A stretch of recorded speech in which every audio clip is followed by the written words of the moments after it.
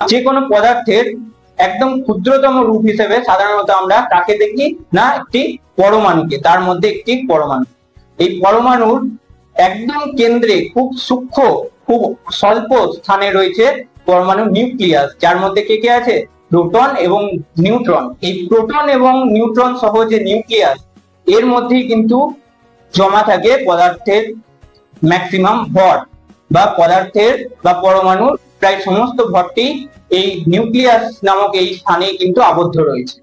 এবং এই নিউক্লিয়াসের বাইরে বিভিন্ন কক্ষপথে ঘুরছে কে না, ইলেকট্রন। ইলেকট্রন সাধারণত এই অবধি আমরা একটি পরমাণু মডেলকে চিনি বা জানি। এই প্রোটন এবং নিউট্রনের মধ্যে যদি আমরা প্রবেশ করি, তাহলে আমরা দেখব যে এই প্রোটন এবং নিউট্রন কণাগুলিও তৈরি হয়েছে বেশ কিছু ছোট ছোট কণা, যেগুলোর নাম হচ্ছে কোয়ার্কস। তো প্রোটন এবং নিউট্রন তিনটে করে কোয়ার্কস কণা দ্বারা তৈরি।